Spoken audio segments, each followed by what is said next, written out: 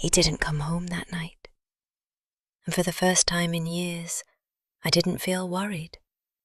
I felt relieved. What kind of wife feels relief instead of fear when a husband disappears? And why did that quiet feeling in my chest turn into something far more terrifying when I finally found out where he really was? I used to think my marriage was just worn out. You know that kind of exhaustion that settles deep into your bones after years of routine? The kind that doesn't come from one huge row or some dramatic betrayal, but from 1,000 tiny silences piling up until they become the air you breathe. That was us. Or at least, that's what I told myself. We weren't shouting at each other. We weren't smashing plates or threatening divorce in the kitchen. On paper, we looked solid, stable, respectable.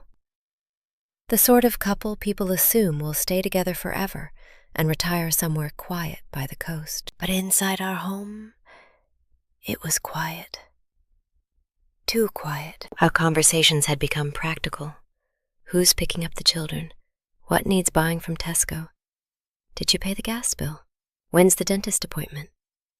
It felt less like we were building a life together and more like we were running a household like two tired co-managers. And I thought that was normal. Everyone says marriage changes after children, doesn't it? That passion softens, that life gets busy, that love becomes quieter. I believed that. More than that, I held on to it like a lifeline.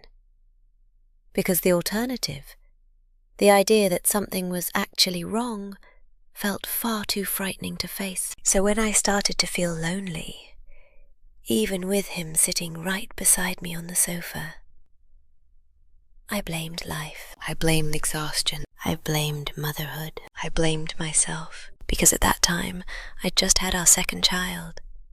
I was on maternity leave, trapped in that strange, endless loop where one day bleeds into the next. Feed the baby, settle the toddler, tidy the house, try to sleep, wake up again, repeat. I was alone most of the time, and he was working long hours, late nights, business trips that appeared with no warning, calls he needed to take in another room, messages he'd glance at and then lock his phone before I could even notice the screen. And still, I didn't question it. I trusted him completely. The sort of trust that doesn't even allow betrayal to exist as a possibility. I thought we were a team.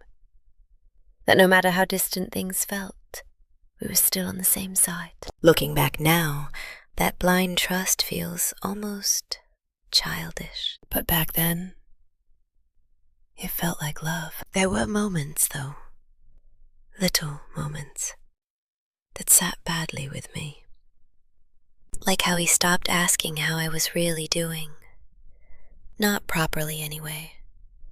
It became surface level, polite, almost as if he was ticking off a task rather than listening to the answer. Or how he seemed lighter whenever he was on his phone, smiling faintly, more alive with whatever was on that screen than with me or the children. And the trips. God, the trips. At first I told myself his career was just demanding, that this was what success looked like. Sacrifice, distance, pressure, hard work. But there were nights when I'd sit on the edge of our bed, holding the baby, staring at the bedroom door, waiting. And something inside my chest would tighten. Not fear. Not yet. Just a quiet, stubborn feeling that something wasn't right. But every time that thought tried to rise to the surface, I shoved it back down. Because admitting that something was wrong meant risking everything. And I wasn't ready for that. So instead, I adapted. I became more understanding, more patient. I lowered my expectations without even realizing I was doing it. I stopped asking for affection, stopped asking for time, stopped asking for much of anything, really. I told myself he was tired. I told myself we'd find our way back later. I told myself this was just a phase. But phases aren't supposed to last years. And that's the part that hurts the most when I think about it now. It wasn't just a difficult season. It was a slow collapse. And I was the only one trying to hold it together. Without realizing, he had already let go. The night everything changed didn't feel dramatic at first. There wasn't a huge argument. No confrontation. No warning. He just didn't come home. At first, I assumed he was working late again. Maybe stuck on the motorway. Maybe his phone had died. I ran through all the usual explanations, the same ones I'd used dozens of times before. But hours passed. The children were asleep. The house was silent. And I was sitting there, staring at my phone, waiting for a message that never came. That's when I felt it. Not panic. Not yet. Something else. Something colder. A kind of clarity that made my stomach drop. For the first time, I didn't try to explain it away. I didn't build some comforting little story in my head. I just knew. I don't even remember exactly what made me check. Maybe instinct.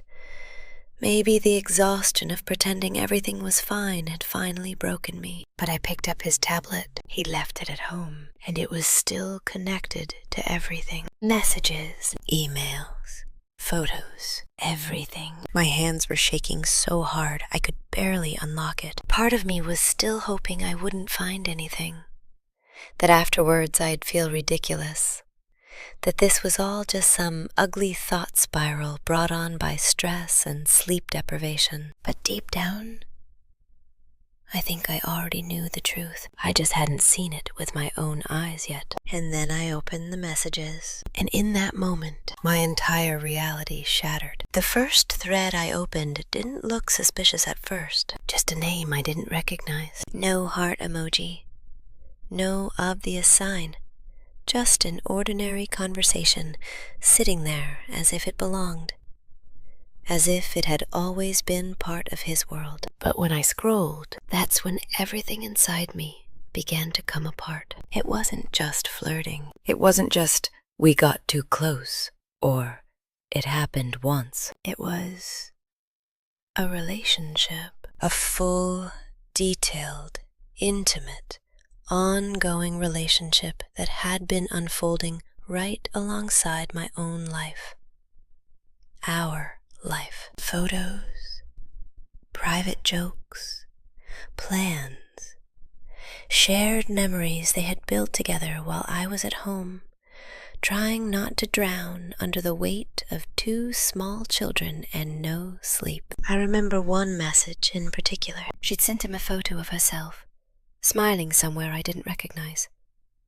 And he replied, I wish you were here instead. Instead? Instead of what? Instead of being with me, with his family? I could feel my chest tightening as I kept reading, as if the air was slowly being pulled out of the room. And then I saw the dates. That's when it stopped being confusing and became unbearable. This hadn't started recently. This wasn't some lapse during a rough patch. It had been going on for 1.5 years. A 1.5 years. That meant it started while I was pregnant, while I was carrying our second child, while I was exhausted, emotional, vulnerable, relying on him more than ever. While I was growing our family, he was building another life with someone else. I dropped the tablet. I literally couldn't hold it anymore. My hands went numb, my ears were ringing, and for a moment, everything went completely silent. It felt as though my body had simply shut down because it couldn't process what I'd just seen. And then it hit me, not all at once, in waves. The betrayal, the humiliation, the fury, but more than anything, the realization. Every late night, every business trip, every time he said he was too tired, Every moment I'd felt lonely sitting beside him. It all made sense. And that clarity, it didn't comfort me. It destroyed me.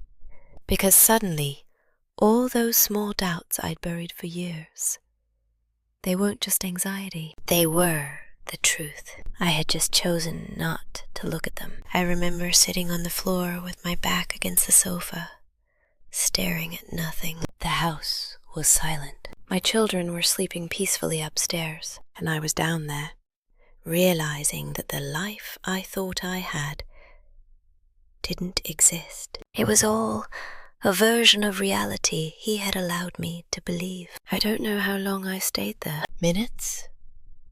Hours. Time didn't feel real anymore. At some point, I picked the tablet up again. I don't know why. Maybe I needed to hurt myself more. Maybe I needed to understand the full scale of what he'd done. And I kept reading. There were messages about trips, specific places, hotels, dates.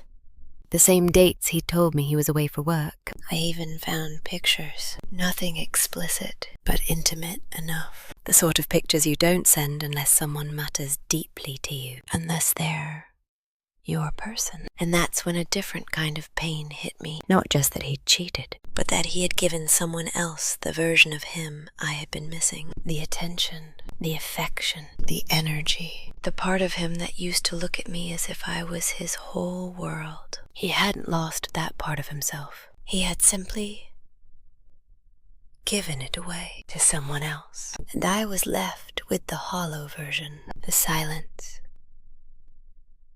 The distance, the leftovers.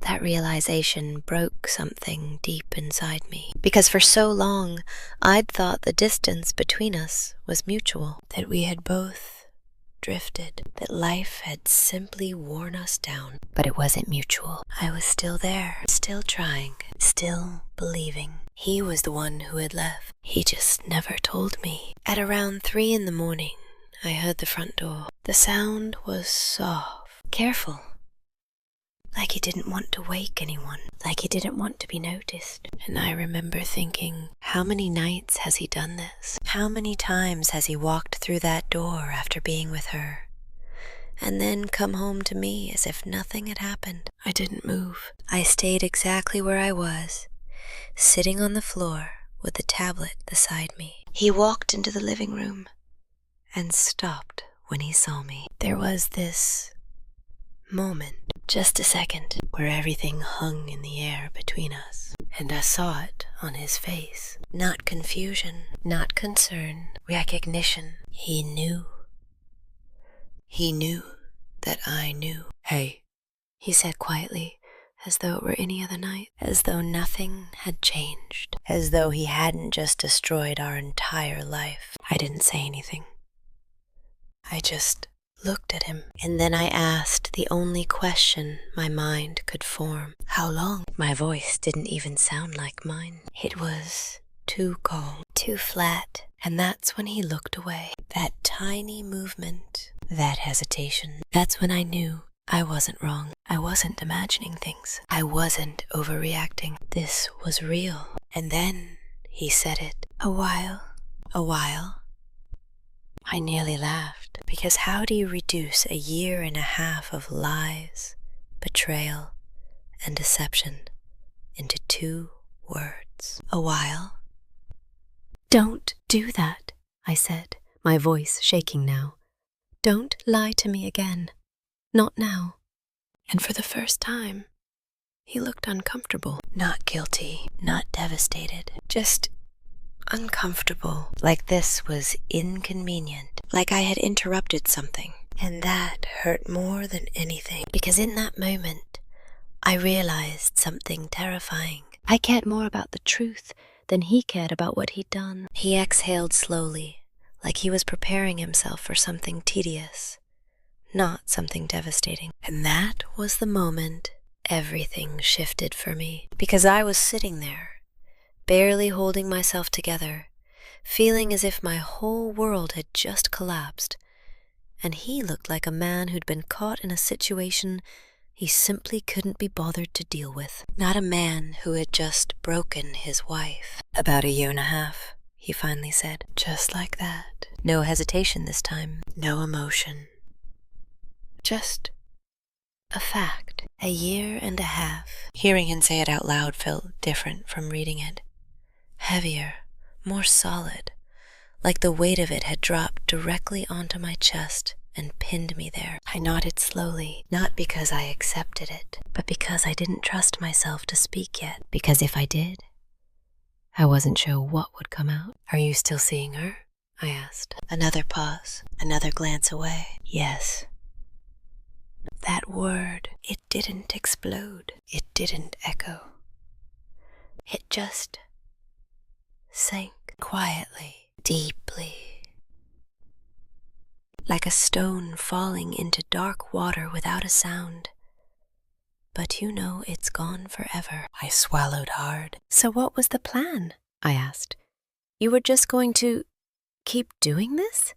Come home to me, go to her, and pretend everything was fine?" He rubbed at his face like he was tired. "I didn't plan it like that." Of course he didn't. Because planning would suggest responsibility. This wasn't something that had just happened. This was a series of choices, every day, for over a year. "You didn't plan it?" I repeated, my voice rising now. "You didn't plan lying to your wife for a year and a half. You didn't plan fake work trips. You didn't plan building a second relationship behind my back." He didn't answer, and his silence said more than anything he could have. I stood up slowly. My legs felt weak, like they didn't quite belong to me anymore. "Do you love her?"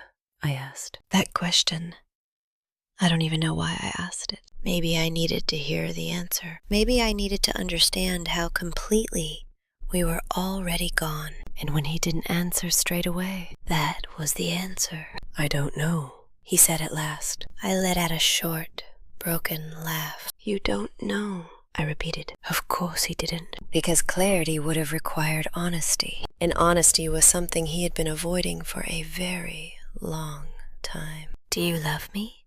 I asked. And this time, the silence lasted longer. Long enough that it started to feel like something inside me was physically tearing apart. "I care about you," he said. "I care about you. Not, I love you. Not, of course I do. Not even another lie. Just, I care about you." And that's when it hit me. Not the betrayal, not the affair, but the truth. He had already left this marriage a long time ago. I was simply the last person to find out. All those years I spent trying to fix things, trying to reconnect, trying to hold us together. I was fighting for something that no longer existed. And he had moved on while still living under the same roof. That realization didn't make me cry. It made me empty. Completely, terrifyingly empty. Because grief at least means something is still alive. But this felt like standing in the ruins of a house that had already burned down long before you arrived. "I was home," I said quietly. He looked at me, confused. "I was home," I repeated, "looking after our children, barely sleeping, hardly eating, falling apart, and still showing up every single day." My voice was shaking now, but I kept going. "And you were with her." He opened his mouth as if he wanted to say something, but there was nothing he could say. Nothing that would make any of this all right. "You let me believe it was normal," I continued. "You let me think our marriage was just going through a rough patch. You let me blame myself." That part hurt the most, because I hadn't only been betrayed. I had been manipulated into doubting my own reality. "I thought we were a team," I said, barely above a whisper, and for the first time, I saw something flicker across his face. Not regret, not guilt, but something close, and it made me angry. Because now Now he felt something. After all of this, "You don't get to look at me like that," I said, stepping back. "You don't get to feel bad now." He ran a hand through his hair. "I didn't mean for it to go this far." There it was again. That passive language. As if this had happened to him. As if he hadn't been making choices every single day. "It went exactly as far as you allowed it to," I said. Silence. Heavy. Final. And in that silence, I realized something else. I wasn't asking questions anymore. Not really, because deep down, I already knew everything I needed to know. This wasn't a misunderstanding. This wasn't something we could talk through and mend. This wasn't a rough patch. This was the end. I just hadn't said it out loud yet. And somehow, that was the hardest part. I didn't say the word divorce that night. Not because I didn't mean it, but because saying it would make everything final, real, irreversible. And some small, fragile, desperate part of me was still clinging to the life I thought I had. So instead, I just walked away. I walked past him, past the sofa, past the version of our home that suddenly felt unfamiliar. And I went upstairs. The house felt different. Same walls, same furniture, same silence. But it wasn't the soft quiet I used to convince myself was normal. It was hollow. Cold. Like something had been taken out of it. And all that remained was the echo. I stood outside my children's room for a moment before I opened the door. They were asleep. Peaceful. Unaware. And that's when it hit me in a completely different way. This wasn't just about me. This wasn't just about him. This was about them. Our children. The life we had built together. Or at least, the life I thought we were building. I walked over and sat beside the cot, brushing my fingers gently against my baby's tiny hand. Then I looked at my older child, curled up under the duvet, breathing softly, safe in a world that still made sense. And I felt something shift inside me. Not sadness, not rage, something stronger. Clarity. Because for the first time that night, I wasn't thinking about how badly he had hurt me. I was thinking about what kind of life I was willing to accept, and more importantly, what kind of life I was willing to let my children grow up inside. A home built on lies. A relationship where love had been replaced by distance and deception. A father who could step in and out of two different lives and expect everything to stay neatly in place. No, I sat there in the dark, listening to their breathing, and I made a decision. Not out loud, not dramatically, just quietly. But it was the surest I had felt all night. I wasn't going to stay. Not like this. Not anymore. The next morning felt surreal, as if I were watching someone else live my life. He acted normal. That was the strangest part. He made coffee,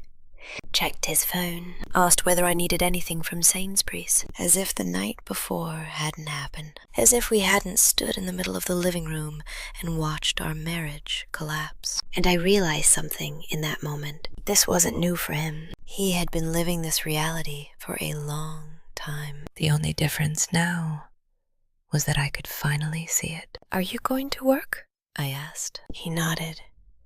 Yeah.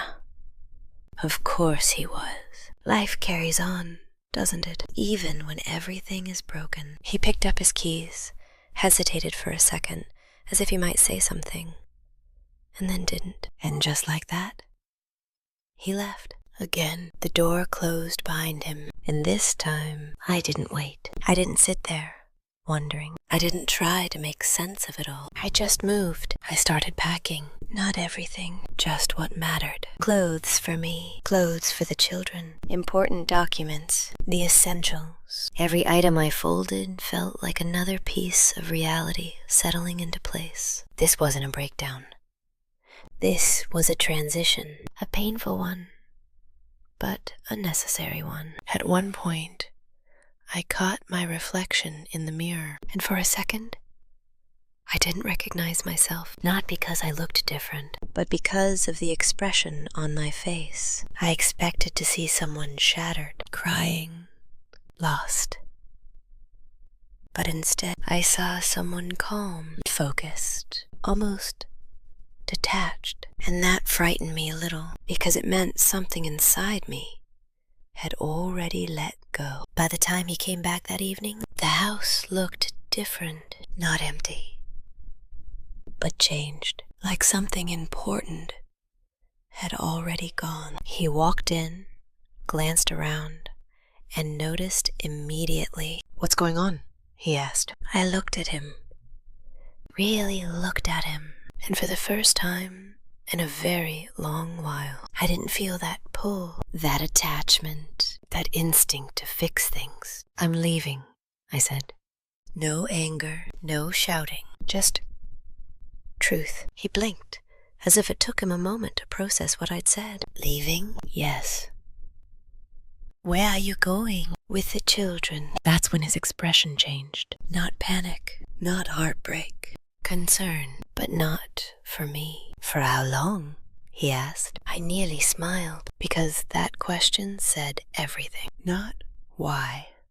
Not can we fix this. Not just logistics. "For good," I said. And there it was. The word we had both been avoiding. Fine, real, irreversible. He stared at me, trying to read something in my face. Maybe searching for hesitation. Maybe hoping I'd crumble. But I didn't. Because the truth was, I already had. And what was standing in front of him now was "If you leave," he said slowly, "you're breaking up this family." I felt something sharp twist in my chest, but it wasn't doubt. It was anger. Cold. "No," I said. "You did that." Silence. Again, but this time, it felt different. Not heavy. Not suffocating. Just over. He didn't argue after that. Not really. There was no dramatic speech. No desperate attempt to stop me. No sudden declaration of love that might have changed everything. Just silence. And somehow, that silence hurt more than anything else he could have said, because it confirmed what I had already begun to accept. I wasn't walking away from something he still wanted. I was walking away from something he had already abandoned. The next few days blurred together in a way I can barely describe. It felt as though I were moving through water. Everything slower, heavier, slightly unreal. At first, I stayed with a friend. She didn't ask too many questions, and I was grateful for that. She simply made room for me, helped with the children, made sure I ate even when I didn't want to. And at night, when everything went quiet again, that's when it hit me. Not the initial shock anymore, not the immediate pain, but the weight of all of it. The memories, the before, the version of him I used to love, the version of us I had believed in. I would lie there staring at the ceiling, replaying everything. The early years, the laughter, the way he used to look at me as if I mattered. And I kept asking myself the same question over and over. When did that disappear? Was it gradual? Or had it always been an illusion? Because how does someone go from building a life with you to living an entirely separate one without you noticing? Or maybe I did notice, I just didn't want to see it. That thought stayed with me longer than I expected, because it forced me to confront something uncomfortable. Not blame, not guilt, but awareness. There had been signs. Not obvious ones. Not the sort you see in films, but subtle shifts, distance, disconnection, moments that felt wrong, and I explained them away again and again because the truth was too heavy. And that realization, it didn't make me feel weak. It made me feel human. Because sometimes we don't ignore warning signs because we're foolish. We ignore them because we're trying to protect something we love, even when that something is already breaking. A few days later, he texted me. It was simple. Can we talk? I stared at the message for a long time. Part of me wanted to ignore it, to keep moving forward without looking back. But another part of me needed closure. So I agreed. We met at a small cafe. Neutral ground. No memories. No shared history in the walls. Just two people sitting opposite each other, trying to understand what, if anything, was left. He looked the same. That was the strange thing. Same face, same voice, same presence. But it felt like I was sitting across from a man I no longer knew. Thanks for coming, he said. I nodded. We sat in silence for a moment, and then he said it. I've ended things with her. I felt something shift inside me. Not hope. Not relief. Just acknowledgement. And? I asked. He frowned slightly, as if he'd expected more of a reaction. I thought you should know. I do, I said. Now what? He leaned forward a little. I think we can fix this. There it was. Finally. But it came far too late. I studied his face carefully, trying to work out what he was really feeling. Regret? Guilt? Fear? Or simply consequences? You had 1.5 years to fix this, I said quietly. He looked down. I didn't realize how far things had gone. I nearly laughed again, because that line, it had become so familiar. I realized the moment I found out, I said. That's the difference between us. He didn't respond, because there was nothing he could say. You didn't just cheat, I continued. You built a second life. You lied every single day. You watched me struggle, and you still chose her. I made a mistake, he said, and that word, mistake, it landed badly. A mistake is forgetting something, misjudging something. This was a decision, repeated, intentional, sustained. For 1.5 years, I asked. That isn't a mistake. He ran his hand through his hair again. I'm trying to take responsibility. No, I said gently. You're trying to make it sound smaller. That was the truth. And for the first time, he didn't argue. I don't want to lose my family, he said. And I believed him, but not in the way he meant. I believed he didn't want to lose the idea of his family. The stability, the structure, the life that made everything else possible. But love, that had gone a long time ago. You already did, I said. Silence. Again. But this time, it felt peaceful, as if something had finally settled. I'm not saying this to hurt you, I added. I'm saying it because it's true. He nodded slowly, and for the first time since all of this began, he looked defeated. Not because I was leaving, but because he realized I wasn't coming back. I don't hate you, I said, and that surprised both of us, because I expected to, but I didn't. I just don't recognize us anymore. And that was the hardest truth of all. Because sometimes love doesn't end in one explosive fight. Sometimes it just fades into something you no longer recognize. We sat there for a few more minutes. No more arguments. No more questions. Just two people acknowledging the end of something that once meant everything. Before I left, I looked at him one last time, and I said something I hadn't planned. If you ever wonder when you lost me. He looked up. It wasn't when I found out. I paused. It was every night I felt alone, and you chose to be somewhere else. And then I stood up and walked away. If you were in my place, would you have tried to save it?